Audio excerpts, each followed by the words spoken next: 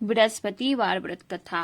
बृहस्पतिवार व्रत कथा प्राचीन समय की बात है। भारत में एक राजा राज्य करता था। वह बड़ा प्रतापी तथा दानी था। वह नित्य प्रति मंदिर में भगवत दर्शन करने जाता था। वह ब्राह्मण और गुरु की सेवा किया करता था। उसके द्वार से कोई भी याचक निराश होकर नहीं लौटता था। वह प्रत्येक गुरुवार को व्रत रखता एवं पूजन करता था। हर दिन गरीबों की सहायता करता था, परंतु यह सब बातें उसकी रानी को अच्छी नहीं लगती थी। वह न व्रत करती और न किसी को एक भी पैसा दान में देती थी। वह राजा से भी ऐसा करने को मना किया करती थी। एक समय की बात है कि राजा शिकार खेलने वन को चले गए। घर पर रानी और दासी थी। उसी समय गुरु बृहस्पति साधु का रूप धारण कर राजा के दरवाजे पर भिक्षा मांगने आए। साधु ने रानी से भिक्षा मांगी तो वह कहने लगी, हे साधु महाराज, मैं इस दान और पुण्य से तंग आ गई हूँ। इस कार्य के लिए तो मेरे पति देव ही बहुत है। अब आप ऐसी कृपया करें कि सारा धन नष्ट हो जाए तथा मैं आराम से रह सकूं। साधु रूपी बृहस्पति देव ने कहा, हे देवी, तुम बड़ी विचित्र हो। संतान और धन से कोई दुखी नहीं होता है, इसको सभी चाहते हैं। पापी भी पुत्र और धन की इच्छा करता है। अगर तुम्हारे पास धन अधिक है तो भूखे मनुष्य को भोजन कराओ, प्यार लगवाओ, ब्राह्मणों को दान दो, धर्मशालाएं बनवाओ, कुआं, तालाब, बावड़ी, बाग बगीचे आदि का निर्माण कराओ तथा निर्धनों की कुंवारी कन्याओं का विवाह कराओ। साथ ही यज्ञ आदि करो। इस प्रकार के कर्मों से आपके कुल का और आपका नाम परलोक में सार्थक होगा एवं स्वर्ग की प्राप्ति होगी। परंतु रानी साधु की इन बातों से खुश नहीं हुई। उसने कहा, हे साधु महाराज, मुझे ऐसे धन की आवश्यकता नहीं जिसको मैं अन्य लोगों को दान दूं तथा जिसको रखने और संभालने में ही मेरा सारा समय नष्ट हो जाए। साधु ने कहा, हे देवी, यदि तुम्हारी ऐसी ही इच्छा है तो जैसा मैं तुम्हें बताता हूँ तुम वैसा ही करना। बृहस्पतिवार के दिन घर को गोबर से लिपना, अपने केशों को पीली मिट्टी से धोना, केशों को धोते समय स्नान करना, राजा से करना वह हजामत करवाए, भोजन में मांस मदिरा खाना, कपड़ा धोबी के यहाँ धुलने देना। इस प्रकार 7 बृहस्पतिवार करने से तुम्हारा धन नष्ट हो जाएगा। यह कहकर साधु महाराज रूपी बृहस्पति देव अंतर्धान हो गए। रानी ने साधु के कहने के अनुसार 7 बृहस्पतिवार तक वैसा ही करने का विचार किया। साधु के बताए अनुसार कार्य करते हुए केवल 3 बृहस्पतिवार ही बीते थे कि उसकी समस्त धन संपत्ति नष्ट हो गई। भोजन के लिए दोनों समय परिवार तरसने लगा तथा सांसारिक भोगों से दुखी रहने लगा। तब वह राजा रानी से कहने लगा कि हे रानी, तुम यहाँ पर रहो, मैं दूसरे देश को जाता हूँ, क्योंकि यहाँ पर मुझे सभी मनुष्य जानते हैं। इससे मैं यहाँ कोई कार्य नहीं कर सकता। मैं अब प्रदेश जा रहा हूँ, वहाँ कोई काम धंधा करूंगा, शायद हमारे भाग्य बदल जाए। ऐसा कहकर राजा प्रदेश चला गया। वहाँ वह जंगल से लकड़ी काट कर लाता और शहर में बेचता। इस तरह जीवन व्यतीत करने लगा। इधर राजा के बिना रानी और दासियां दुखी रहने लगी। किसी दिन भोजन मिलता और किसी दिन जल पीकर ही रह जाती। एक समय रानी और दासियों को 7 दिन बिना भोजन के व्यतीत करना पड़ा। तो रानी ने अपनी दासी से कहा, हे दासी, यहाँ पास ही की नगर में मेरी बहन रहती है। वह बड़ी धनवान है। तू उसके पास जा और वहां से 5 सेर बेसर मांग कर ले आ, जिससे कुछ समय के लिए तो गुजर हो जाएगा। दासी रानी की बहन के पास गई। रानी की बहन उस समय पूजा कर रही थी। बृहस्पतिवार का दिन था। दासी ने रानी की बहन से कहा, हे रानी, मुझे आपकी बहन ने भेजा है, मुझे 5 सेर बेसर दे दो। दासी ने यह बात अनेक बार कही, परंतु रानी की बहन ने कोई उत्तर नहीं दिया, क्योंकि वह उस समय बृहस्पतिवार की कथा सुन रही थी। जब दासी को रानी की बहन से कोई उत्तर नहीं मिला तो वह बहुत दुखी हुई। उसे क्रोध भी आया। वह लौटकर रानी से बोली, हे रानी, आपकी बहन बहुत ही धनी स्त्री है। वह छोटे लोगों से बात भी नहीं करती। मैंने उससे कहा तो उसने कोई उत्तर नहीं दिया। मैं वापस चली आई। रानी बोली, हे दासी, इसमें उसका कोई दोष नहीं है। जब बुरे दिन आते हैं तब कोई सहारा नहीं देता। अच्छे बुरे का पता विपत्ति में ही लगता है। जो ईश्वर की इच्छा होगी वही होगा। यह सब हमारे भाग्य का दोष है। उधर रानी की बहन ने सोचा कि मेरी बहन की दासी आई थी, परंतु मैं उससे नहीं बोली, इससे वह बहुत दुखी हुई होगी। अतः कथा सुन और विष्णु भगवान का पूजन समाप्त कर वह अपनी बहन के घर आई और कहने लगी, हे बहन, मैं बृहस्पतिवार का व्रत कर रही थी। तुम्हारी दासी हमारे घर आ गई थी, परंतु जब तक कथा होती है तब तक हम लोग ना उठते हैं और ना बोलते हैं, इससे मैं नहीं बोली। कहो दासी क्यों गई थी? रानी बोली, बहन, हमारे घर अनाज नहीं था। वैसे तुमसे कोई बात छिपी नहीं है, इस कारण मैंने दासी को तुम्हारे पास 5 सेर बेसर लेने के लिए भेजा था। रानी की बहन बोली, बहन देखो बृहस्पति भगवान सबकी मनोकामनाएं पूर्ण करते हैं, देखो शायद तुम्हारे घर में अनाज रखा हो। यह सुनकर दासी घर के अंदर गई तो वहां उसे एक घड़ा बेसर का भरा मिल गया। उसे बड़ी हैरानी हुई क्योंकि उसने एक एक बर्तन देख लिया था। उसने बाहर आकर रानी को बताया। दासी अपनी रानी से कहने लगी, हे रानी देखो, वैसे हमको जब अन्न नहीं मिलता तो हम रोज ही व्रत करते हैं। अगर इनसे व्रत की विधि और कथा पूछ ली जाए तो हम भी किया करेंगे। दासी के कहने पर रानी ने अपनी बहन से बृहस्पतिवार व्रत के बारे में पूछा। उसकी बहन ने बताया, हे रानी बहन, बृहस्पतिवार को सूर्योदय से पूर्व उठकर स्नान करके बृहस्पतिवार का व्रत करना चाहिए, लेकिन उस दिन सिर नहीं धोना चाहिए। बृहस्पतिवार के व्रत में चने की दाल और मुनक्का से विष्णु भगवान के केले के वृक्ष में की जड़ में पूजन करे तथा दीपक जलावे।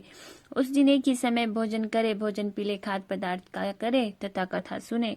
इस प्रकार करने से गुरु भगवान प्रसन्न होते हैं, अन्न पुत्र धन देते हैं, मनोकामनाएं पूर्ण करते हैं। व्रत और पूजन की विधि बताकर रानी की बहन अपने घर लौट गई। रानी और दासी दोनों ने निश्चय किया कि बृहस्पति देव भगवान का पूजन जरूर करेंगे। 7 दिन बाद जब बृहस्पतिवार आया तो उन्होंने व्रत रखा। गुड़साल में जाकर चना और गुड़ मिलाई तथा उसकी दाल से केले की जड़ तथा विष्णु भगवान का पूजन किया। अब भोजन पीला कहाँ से आए, दोनों बड़ी दुखी हुई, परंतु उन्होंने व्रत किया था, इस कारण बृहस्पति देव भगवान प्रसन्न थे। एक साधारण व्यक्ति के रूप में वे 2 थालों में सुंदर पीला भोजन लेकर आए और दासी को देकर बोले, हे दासी, यह भोजन तुम्हारे और रानी के लिए है, तुम दोनों करना। दासी भोजन पाकर बड़ी प्रसन्न हुई और रानी से बोली, रानी जी भोजन कर लो। रानी को भोजन के आने के बारे में कुछ पता नहीं था, इससे वह दासी से बोली, जा तू ही भोजन कर, क्योंकि तू हमारी व्यर्थ में हंसी उड़ाती है। दासी बोली, एक व्यक्ति भोजन दे गया है। रानी कहने लगी, वह भोजन तेरे लिए ही दे गया है, तू ही भोजन कर। दासी ने कहा, वह व्यक्ति हम दोनों के लिए 2 थालों में भोजन दे गया है, इससे मैं और आप दोनों ही साथ साथ भोजन करेंगी। दोनों ने गुरु भगवान को नमस्कार कर भोजन प्रारंभ किया। उसके बाद वे प्रत्येक बृहस्पतिवार को गुरु भगवान का व्रत और पूजन करने लगी। बृहस्पति भगवान की कृपा से उनके पास धन हो गया, परंतु रानी फिर पहले की तरह आलस करने लगी। तब दासी बोली, देखो रानी, तुम पहले भी इस प्रकार आलस करती थी, तुम्हें धन के रखने में कष्ट होता था, इस कारण सभी धन नष्ट हो गया है।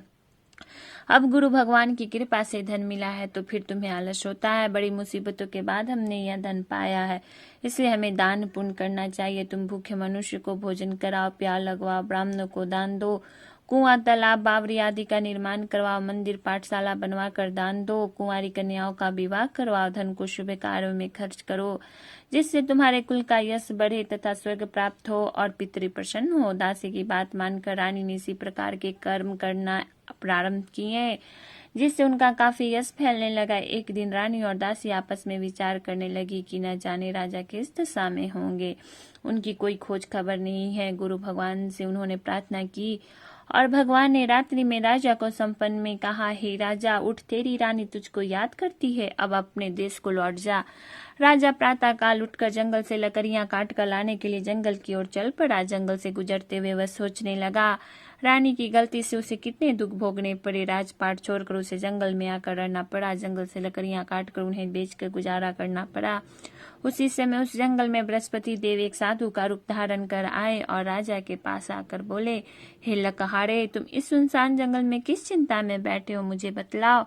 यह सुन राजा के नेत्रों में जल भर आया और साधु की वंदना कर बोला, हे प्रभु, आप सब कुछ जानने वाले हैं। इतना कहकर राजा ने साधु को अपनी संपूर्ण कहानी सुना दी। महात्मा दयालु होते हैं, वे राजा से बोले, हे राजा, तुम्हारी पत्नी ने बृहस्पति देव के प्रति अपराध किया था, जिसके कारण तुम्हारी यह दशा हुई है। अब तुम किसी प्रकार की चिंता मत करो, भगवान तुम्हें पहले से अधिक धन देंगे। देखो, तुम्हारी पत्नी ने बृहस्पतिवार का व्रत प्रारंभ कर दिया है। अब तुम भी बृहस्पतिवार का व्रत करके चने की दाल एवं गुड़ जल के लोटे में डालकर केले का पूजन करो, फिर कथा कहो या सुनो, भगवान तुम्हारी सब कामनाओं को पूर्ण करेंगे। साधु को प्रसन्न देखकर राजा बोला, हे प्रभु, मुझे लकड़ी बेचकर इतना पैसा भी नहीं बचता जिससे भोजन करने के उपरांत कुछ बचा सकूं। मैंने रात्रि में अपनी रानी को व्याकुल देखा है, मेरे पास कोई साधन नहीं जिससे उनका समाचार जान सकूं। फिर मैं बृहस्पति देव की क्या कहानी कहूं, मुझको तो कुछ भी मालूम नहीं है। साधु ने कहा, हे राजा, तुम किस बात की चिंता मत करो। बृहस्पतिवार के दिन तुम रोजाना की तरह लकड़ियां लेकर शहर में जाओ, तुम्हें रोज से दुगना धन प्राप्त होगा, जिससे जिससे तुम भली भांति भोजन कर लोगे तथा बृहस्पति देव की पूजा का सामान भी आ जाएगा। बृहस्पति देव की कथा इस प्रकार है।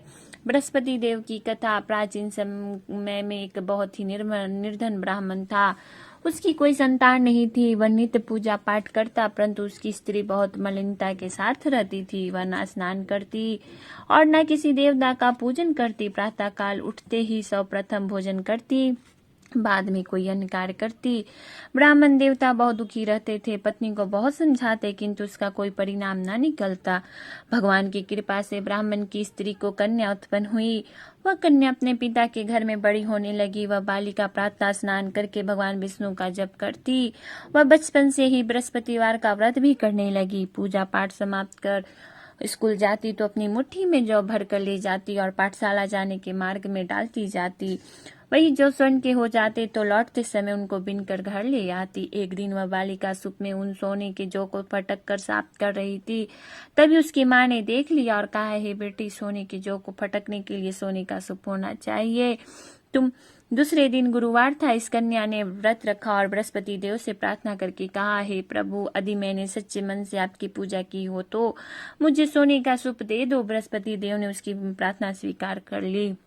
रोजाना की तरह वह कन्या जौ फैलाती हुई स्कूल चली गई। स्कूल से लौटकर जब वह जौ बिन रही थी तो बृहस्पति देव की कृपा से उसे सोने का सूप मिला। उसे वह घर ले आई और उससे जौ साफ करने लगी, परंतु उसकी माँ का वही ढंग रहा। एक दिन की बात है, वह कन्या सोने के सूप में जौ साफ कर रही थी। उसी समय उस नगर का राजकुमार वहां से होकर निकला। इस कन्या के रूप और सोने के सूप में जौ साफ करते देखकर वह उस कन्या पर मोहित हो गया। राजमहल आकर वह भोजन तथा जल त्याग कर उदास होकर लेट गया। राजा को जब राजकुमार द्वारा अन्न जल त्यागने का समाचार ज्ञात हुआ तो उसने अपने मंत्रियों के साथ वह अपने पुत्र के पास गए और बोले, हे बेटा, तुम्हें किस बात का कष्ट है? किसी ने अपमान किया है अथवा कोई और कारण है? मुझे बताओ, मैं वही करूंगा जिससे तुम्हें प्रसन्नता हो। राजकुमार ने अपने पिता की बातें सुनी और वह बोला, मुझे आपकी कृपा से किसी बात का दुख नहीं है। किसी ने मेरा अपमान नहीं किया है, परंतु मैं उस लड़की के साथ विवाह करना चाहता हूँ जो सोने की सूप में जो साफ कर रही थी।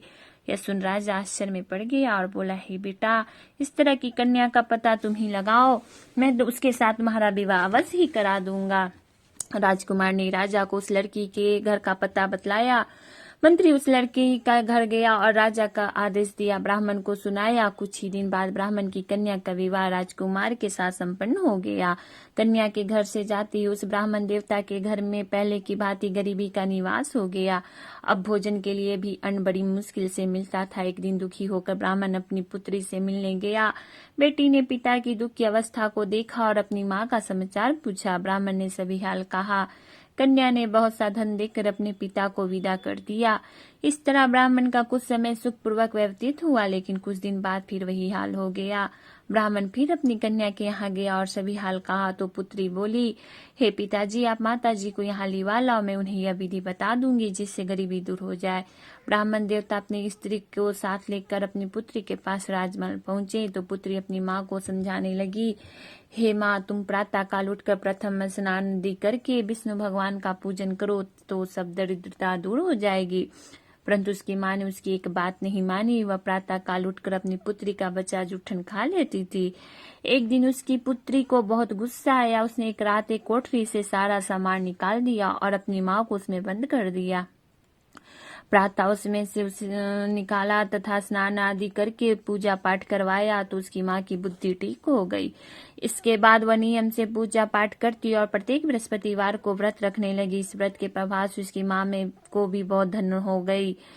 बृहस्पति देवता के प्रभाव से स्वर्ग को वह गई। वह ब्राह्मण भी सुखपूर्वक इस लोक का सुख भोग कर स्वर्ग को प्राप्त हुआ। इस तरह कहानी कहकर साधु देवता वहां से लोप हो गए। धीरे धीरे समय व्यतीत होने पर फिर बृहस्पतिवार का दिन आया। राजा जंगल से लकड़ी काटकर किसी शहर में बेचने गया। उसे उस दिन और दिनों से अधिक धन मिला। राजा ने चना, गुड़ आदि लाकर बृहस्पतिवार का व्रत किया। उस दिन से उसके सभी कलेश दूर हुए, परंतु जब अगला गुरुवार का दिन आया तो वह बृहस्पतिवार का व्रत करना भूल गया। इस कारण बृहस्पति भगवान नाराज हो गए। उस दिन उस नगर के राजा ने विशाल यज्ञ का आयोजन किया तथा अपने समस्त राज्य में घोषणा करवा दी कि कोई भी मनुष्य अपने घर में भोजन न बनाए तथा आग भी न जलाए। समस्त लोग मेरे यहाँ भोजन करने आवे। इस आज्ञा को जो न मानेगा उसको फांसी की सजा दी जाएगी। राजा की आज्ञानुसार राज्य के सभी वासी राजा के भोज में सम्मिलित हुए, लेकिन लकहारा कुछ देर से पहुंचा, इसलिए राजा उसको अपने साथ महल में ले गए। जब राजा लकहारे को भोजन करा रहे थे तो रानी की दृष्टि उस खूंटी पर पड़ी जिस पर उसका हार लटका हुआ था। उस हार खूंटी पर लटका दिखाई नहीं दिया। रानी को निश्चय हो गया कि मेरा हार इसी लकहारे ने चुरा लिया है। उसी समय सैनिक बुलवाकर उसको जेल में डलवा दिया। जब लकहारा जेलखाने में गया तो बहुत दुखी होकर विचार करने लगा कि न जाने कौन से पूर्व जन्म के कर्म से मुझे यह दुख प्राप्त हुआ है, और उसी साधु को याद करने लगा जो जंगल में मिला था। तत्काल बृहस्पति देव साधु के रूप में प्रकट हो गए और उसकी दशा को देखकर कहने लगे, अरे मूर्ख, तूने बृहस्पति देवता की कथा नहीं कही, इसी कारण तुझे दुख प्राप्त हुआ है। अब चिंता मत कर, बृहस्पतिवार के दिन जेल खाने के दरवाजे पे 4 पैसे पड़े मिलेंगे, उनसे तू बृहस्पति देव की पूजा करना तो तेरे सभी कष्ट दूर हो जाएंगे। अगले बृहस्पतिवार उसे जेल के द्वार पर 4 पैसे मिले। राजा ने पूजा का सामान मंगवा कर कथा कही और प्रसाद बांटा। उसी रात्रि को बृहस्पति देव ने उस नगर के राजा को संपन्न में कहा, हे राजा, तूने जिस आदमी को जेल खाने में बंद किया है वह निर्दोष है, वह राजा है, उसे छोड़ देना। रानी का हार उसी खूंटी पर लटका हुआ है। अगर तू ऐसा नहीं करेगा तो मैं तेरे राज्य को नष्ट कर दूंगा। राजा प्रातः काल उठा और खूंटी पर हार टंगा देखकर लकहारे को बुलाकर क्षमा मांगी तथा राजा के योग्य सुंदर वस्त्र आभूषण भेंट कर उसे विदा किया। गुरुदेव की आज्ञानुसार राजा अपने नगर को चल दिया। राजा जब नगर के निकट पहुंचा तो उसे बड़ा ही आश्चर्य हुआ। नगर में पहले से अधिक बाग, तालाब और कुआं तथा बहुत सी धर्मशालाएं, मंदिर आदि बने हुए थे। राजा ने पूछा कि यह किसका बाग और धर्मशाला है। तब नगर के सब लोग कहने लगे कि यह सब रानी और दासी द्वारा बनवाए गए हैं। राजा को आश्चर्य हुआ और गुस्सा भी आया। जब रानी ने खबर सुनी कि राजा आ रहे हैं तो उसने अपनी दासी से कहा, हे दासी, देख, राजा हमको कितनी बुरी हालत में छोड़ गए थे, वह हमारी ऐसी हालत देखकर लौट न जाए, इसलिए तू दरवाजे पे खड़ी हो जा। रानी के आज्ञा अनुसार दासी दरवाजे पे खड़ी हो गई। जब राजा आए तो उन्हें अपने साथ महल लिवा लाई। तब राजा ने क्रोध करके अपनी तलवार निकाली और पूछने लगा, बताओ यह धन तुम्हें कैसे प्राप्त हुआ है। तब रानी ने बताया, हमें यह धन बृहस्पति देव के व्रत के प्रभाव से प्राप्त हुआ है। राजा ने तब निश्चय किया कि 7 रोज बाद तो सभी बृहस्पति देव का पूजन करते हैं, परंतु मैं रोजाना दिन में 3 बार कथा कहा करूंगा तथा रोज व्रत किया करूंगा। अब हर समय राजा के दुपट्टे में चने की दाल बंधी रहती तथा दिन में 3 बार कथा कहता। एक रोज राजा ने विचार किया कि चलो अपनी बहन के यहाँ हो आवे। इस तरह का निश्चय कर राजा घोड़े पे सवार होकर अपनी बहन के यहाँ चल दिया। मार्ग में उसने देखा कि कुछ आदमी एक मुर्दे को लिए जा रहे हैं। उन्हें रोककर राजा कहने लगा, अरे भाइयों, मेरी बृहस्पतिवार की कथा सुन लो। वे बोले, लो, हमारा तो आदमी मर गया है, इसको अपनी कथा की पड़ी है। परंतु कुछ आदमी बोले, अच्छा कहो, हम तुम्हारी भी कथा सुनेंगे। राजा ने दाल निकाली और कथा कहनी शुरू कर दी। जब कथा आदि हुई तो मुर्दा हिलने लगा और जब कथा समाप्त हुई तो राम राम करते हुए वह मुर्दा खड़ा हो गया। राजा आगे बढ़ा। उसे चलते चलते शाम हो गई। आगे मार्ग में उसे एक किसान खेत में हल चलाता मिला। राजा उससे बोला, रे भैया, तुम मेरी बृहस्पतिवार की कथा सुन लो। किसान बोला, जब तक मैं तेरी कथा सुनूंगा तब तक 4 हरैया जोत लूंगा, जा अपनी कथा किसी और को सुनाना। राजा आगे चलने लगा। राजा के हटते ही बैल पछाड़ खार कर गिर गए तथा किसान के पेट में बहुत जोर से दर्द होने लगा। उसी समय किसान की पत्नी रोटी लेकर आई। उसने यह जब देखा तो अपने पुत्र से सब हाल पूछा। बेटे ने सभी हाल बता दिया। बुढ़िया दौड़ी दौड़ी उस घुड़सवार के पास गई और उससे बोली, मैं तेरी कथा सुनूंगी, तू अपनी कथा मेरे खेत पर ही चलकर कहना। राजा ने लौटकर बुढ़िया के खेत पर जाकर कथा कही। जिसके सुनते ही बैल खड़े हो गए तथा किसान के पेट का दर्द भी बंद हो गया।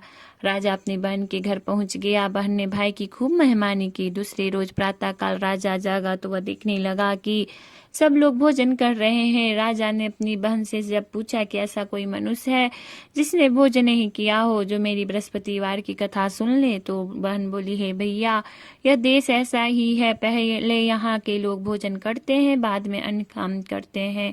अगर पड़ोस में कोई हो तो देखा आती हूँ। ऐसा कहकर बहन देखने चली, परंतु उसे कोई भी ऐसा व्यक्ति नहीं मिला जिसने भोजन ना किया हो। वह एक कुम्हार के घर गई जिसका लड़का बीमार था। उससे मालूम हुआ कि उसने यहाँ 3 दिन से किसी ने भोजन नहीं किया है। रानी ने अपने भाई की कथा सुनने के लिए कुमार से कहा। वह तैयार हो गया। राजा ने जाकर बृहस्पतिवार की कथा कही, जिसको सुनकर उसका लड़का ठीक हो गया। अब तो राजा की प्रशंसा होने लगी। एक दिन राजा ने अपनी बहन से कहा, हे बहन, मैं अपने घर में जाऊंगा, तुम भी तैयार हो जाओ। राजा की बहन ने अपनी सास से पूछा तो सास ने कहा, तू जा, पर तू अपने बच्चों को साथ मत ले जाना, क्योंकि तेरे भाई का कोई संतान नहीं है। बहन ने अपने भाई के पास जाकर बोली कि हे भैया, मैं तो चलूंगी, परंतु कोई बालक नहीं जाएगा। राजा ने कहा, जब कोई बालक नहीं चलेगा तब तुम जाकर क्या करेगी? दुखी मन से राजा अपने नगर को लौट आया। राजा ने अपनी रानी से कहा, हम निसंतान हैं, इसलिए कोई हमारे घर आना पसंद नहीं करता। इतना कहकर वह बिना भोजन किए सैया पर लेट गया। रानी बोली, हे प्रभु, बृहस्पति देव ने हमें सब कुछ दिया है, वे हमें संतान भी अवश्य देंगे। उसी रात बृहस्पति देव ने राजा को सपने में कहा, हे राजा, उठ, सभी सोच त्याग दे, तेरी रानी गर्भवती है। राजा को यह जानकर बड़ी खुशी हुई। 9वें महीने बाद रानी के गर्भ से एक सुंदर पुत्र पैदा हुआ। जब राजा की बहन ने यह सब समाचार सुना तो वह बहुत खुश हुई तथा बधाई लेकर अपने भाई के यहाँ आई। तभी रानी ने कहा, घोड़ा चढ़कर नहीं आई, गधा चढ़ी आई। राजा की बहन बोली, भाई, मैं इस प्रकार ना कहती तो तुम्हें औलाद कैसे मिलती? बृहस्पति देव ऐसे ही हैं, जिसके मन में जो कामनाएं रहती हैं सभी को पूर्ण करते हैं। जो सद्भावना पूर्वक बृहस्पतिवार का व्रत करता है एवं पढ़ता है अथवा सुनता है और दूसरों को सुनाता है, बृहस्पति देव उसकी सभी मनोकामनाएं को पूर्ण करते हैं। बृहस्पति देव उनकी सदैव रक्षा करते हैं। जो संसार में सद्भावना एवं सच्चे हृदय से बृहस्पति देव का पूजन करते हैं, उनकी सभी मनोकामनाएं इसी प्रकार पूर्ण होती है। जैसे रानी और राजा ने बृहस्पति देव की कथा का गुणगान किया, उनकी सभी इच्छाएं बृहस्पति देव ने पूर्ण की। मनुष्य को हृदय से उनका मनन करते हुए जय जयकार करना चाहिए। जय बृहस्पति भगवान की जय। जय बृहस्पति भगवान की आरती। ओम जय बृहस्पति देवा, ओम जय बृहस्पति देवा। छीन छीन भोगे लगाऊं, छीन छीन भोगे लगाऊं, कदली फल मेवा। ओम जय बृहस्पति देवा। तुम पूर्ण परमात्मा, तुम अंतर्यामी, जगत पिता जगदीश्वर, तुम सबके स्वामी। ओम जय बृहस्पति देवा। चरणामित निज निर्मल, सब पात के हरता, सकल मनोरथ दाय, कृपा करो भरता। ओम जय बृहस्पति देवा। तन मन धन अर्पण कर, जो जन शरण पड़े, प्रभु प्रकट तब होकर आकर द्वार खड़े। ओम जय बृहस्पति देवा। दीन दयाल दया निधि, भक्तन हितकारी, पाप दोष सब हरता, भवे बंधन हारी। ओम जय बृहस्पति देवा सकल मनोरथ दाय, सब संशय हारी, विषय विकार मिटाओ, संतान सुखकारी। ओम जय बृहस्पति देवा, जो कोई आरती तेरी प्रेम सहित गावे, जेठानंदे